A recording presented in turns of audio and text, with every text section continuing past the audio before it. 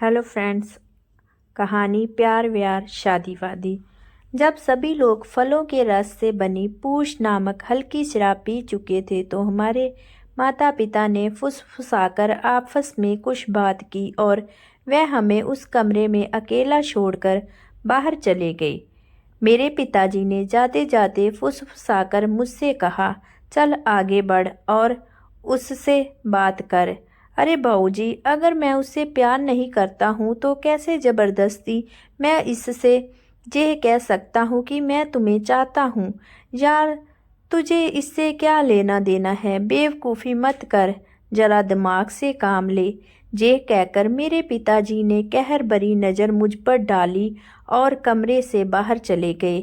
तभी उड़का हुआ दरवाज़ा खुला और किसी उम्र दराज औरत का हाथ कमरे में आया और उसने मेज़ पर रखी हुई मोमबत्ती उठा ली। अब कमरे में पूरी तरह से अंधेरा छा गया था। मैंने सोचा, खैर चलो, अब जो होगा देखा जाएगा। इसके बाद मैंने थोड़ी चालाकी बरतते हुए कहा, जोया, ये अंधेरा मुझे भला लग रहा है। आखिर अब हम अकेले हैं और अपने मन की बात कह सकते हैं। अंधेरा मेरे चेहरे पर झलक आई शर्म को छुपा रहा था। ये शर्म का एहसास मेरे मन में इसलिए पैदा हुआ है क्योंकि अपनी भावनाओं के कारण इस समय मेरा दिल जल रहा है, उसमें जैसे आग भड़क रही है। ये कहकर मैं चुप हो गया। उधर जोया का दिल इतनी जोर जोर से धड़क रहा था कि उसकी आवाज़ मुझे भी सुनाई दे रही थी।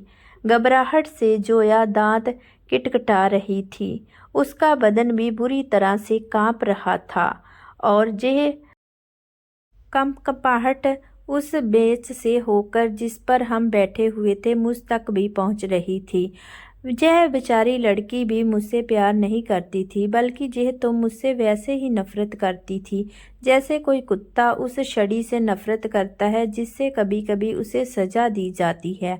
हालांकि मुझे अब तक बहुत से पुरस्कार और पदक मिल चुके थे, लेकिन फिर भी उस समय उस लड़की के सामने मैं एक वैसा ही वन मनुष्य बना बैठा था जो असभ्य, अशिष्ट और गंवार होता है।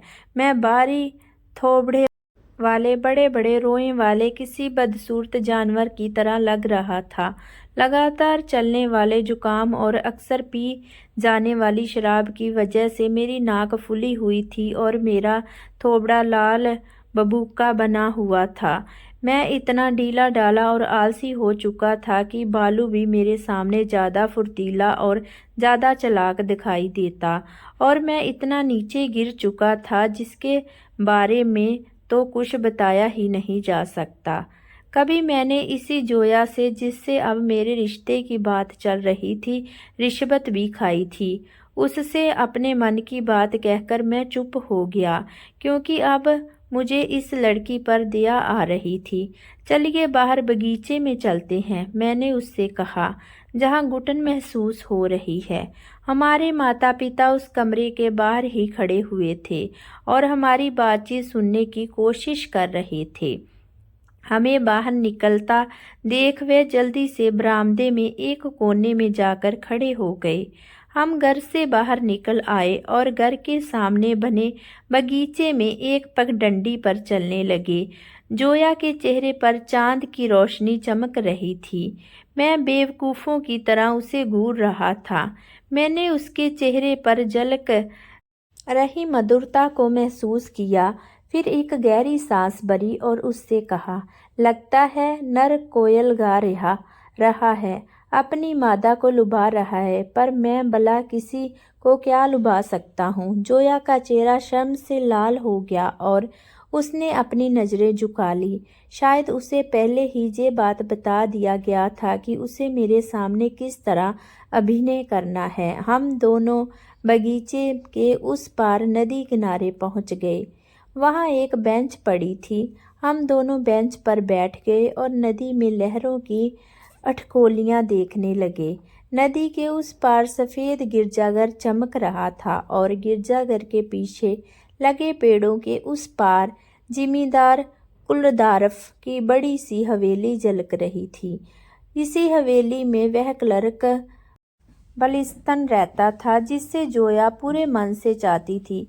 बेंच पर बैठकर जोया ने अपनी निगाहों उस हवेली पर टिका दी। मुझे जोया पर फिर दया आई और घबराहट से मेरा दिल बैठने लगा। हे खुदा, हे ईश्वर, हमारे माँ बाप को स्वर्ग में भेजना, लेकिन कम से कम एक हफ्ते उन्हें जरूर नरक में रखना। मेरी जिंदगी सिर्फ एक इंसान की ताबेदार है। सिर्फ वही इंसान मेरी खुशी की जिम्मेवारी ले सकता है। मैंने अपनी बात को आगे बढ़ाते हुए कहा, उस लड़की के लिए मेरे मन में एक खास जगह है, एक खास एहसास है।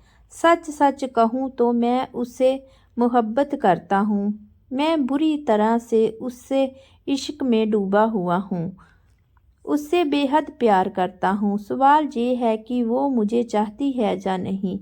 अगर वो मुझे नहीं चाहती, तो मुझसे प्यार नहीं करती, तो समझिए मैं बर्बाद हो जाऊंगा, मैं मर जाऊंगा। और जानती है वह लड़की कौन है? आप ही हैं। आप ही हैं वो खास इंसान मेरे लिए। क्या सचमुच ऐसा हो सकता है कि आप भी मुझसे प्यार करें? बताइए ना, क्या आप भी मुझे चाहती हैं? जी, आपको ही चाहती हूँ, जोया ने बुदबुदाकर होठों ही होठों में कहा। उसकी ये बात सुनकर मैं स्तंभ रह गया, क्योंकि मुझे लगा था कि मेरी बात सुनकर उसकी आंखों में आंसू आ जाएंगे। वह रोएगी और फिर धीरे से इनकार कर देगी, क्योंकि वह किसी और को चाहती है। मैं उसकी इस मोहब्बत से ही उम्मीदें लगाकर बैठा था, पर अब मामला खटाई में पड़ गया था। वो अपने माँ बाप की इच्छा की मुखालत करने की हिम्मत नहीं जुटा पाई थी। जी, मैं भी आपको ही चाहती हूँ, जोया ने फिर से दोहराया और फूट फूट कर रोने लगी। नहीं, ऐसा नहीं हो सकता, मैंने घबराकर कांपती हुई आवाज़ में कहा। मैं इतना घबरा गया था कि मैं ये नहीं समझ पा रहा था कि मुझे अब उससे क्या कहना चाहिए। जोया, ये सच है क्या? कहीं मेरी बात पर यकीन करके ही तो आपने हामी नहीं भर दी? मेरी बातों पर जरा भी विश्वास नहीं कीजिए। ओ खुदा, ये क्या हो गया? जोया, मैं यकीन करने लायक नहीं हूँ। मुझे आपसे जरा भी प्यार नहीं है। वह तो मैंने यूं ही कह दिया था। मुझे सारे ज़माने की बददुआएं लगे अगर मैंने सच कहा हो।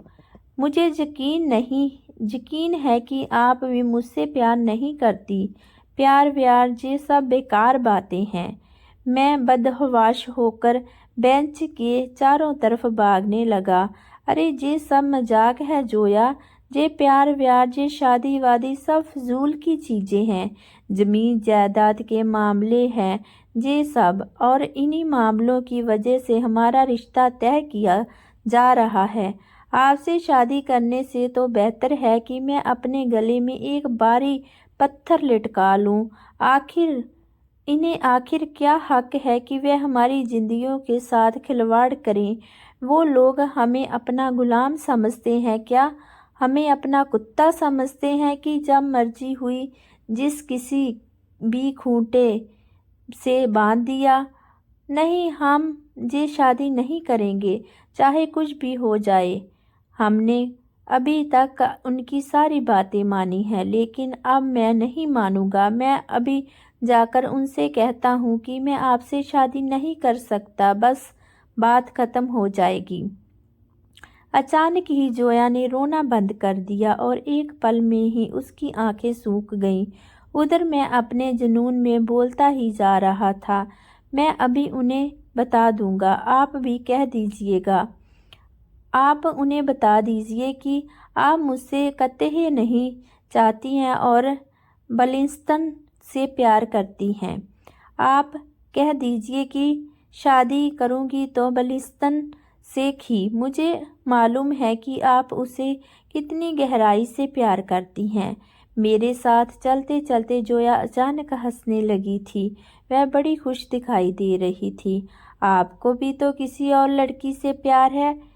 एक हाथ से अपना दूसरा हाथ सहलाते हुए जोया ने कहा।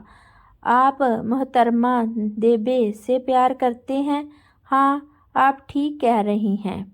मैं देबे को ही चाहता हूँ। हालांकि वह हमारे धर्म की नहीं है, वह बहुत पैसे वाली भी नहीं है, पर वह बहुत नेक और दयालु लड़की है, बेहद समझदार हैं। बस इसी वजह से मैं उसे चाहता हूँ। चाहे मेरे घर वाले मुझे कितनी भी गालियाँ दे, पर मैं यदि शादी करूँगा तो उससे ही। उसे तो अपनी जान से भी ज़्यादा चाहता हूँ। उसके बिना मेरा जीवन बेकार है। उसके बिना मैं जी नहीं सकता। अगर मेरी शादी देबे से नहीं होगी तो मैं जीते जी मर जाऊँगा। चलिए चलते हैं और इन बाजीगरों को बता देते हैं कि हम ये शादी नहीं करेंगे। मैं आपका बेहद शुक्रगुजार हूँ कि आपने मेरी बात मान ली है। हम दोनों के दिल बिल्लियों उछल रहे थे। हम खुशी से पागल हो गए थे।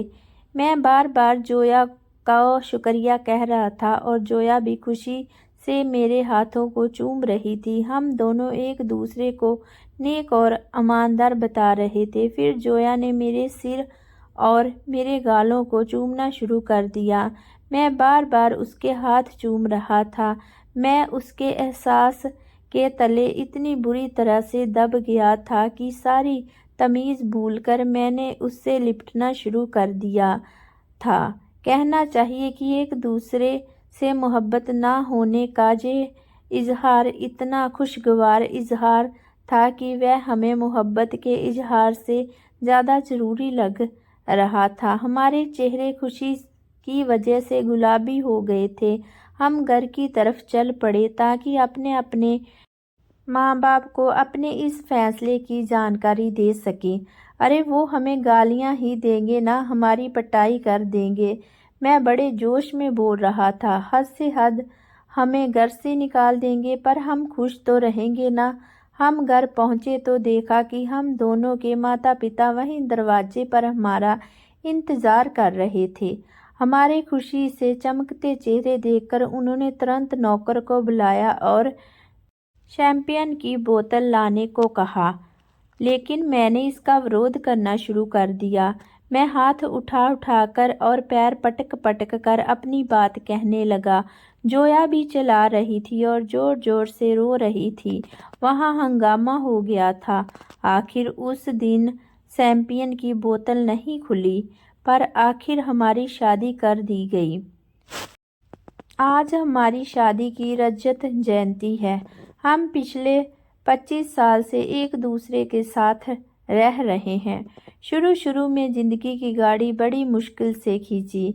मैं लगभग रोज़ ही जोया को गालियाँ देता था, उसे डांटा करता था, कभी कभी तो उस पर हाथ भी छोड़ देता था। लेकिन बाद में अपनी हरकत पर दुखी होकर और जोया पर तरस खाकर मैं उसे प्यार करता था। वहीं दुख भरे दिनों में एक एक करके हमारे बच्चे पैदा हो गए और फिर हमें एक दूसरे की आदत पड़ गई। इस वक्त मेरी प्यारी जोया मेरी पीठ के पीछे खड़ी हुई है और मेरे कंधे पर हाथ रखकर मेरे गंजे सिर को चूम रही है। Thank you. Please subscribe my channel for more videos. Please like and share.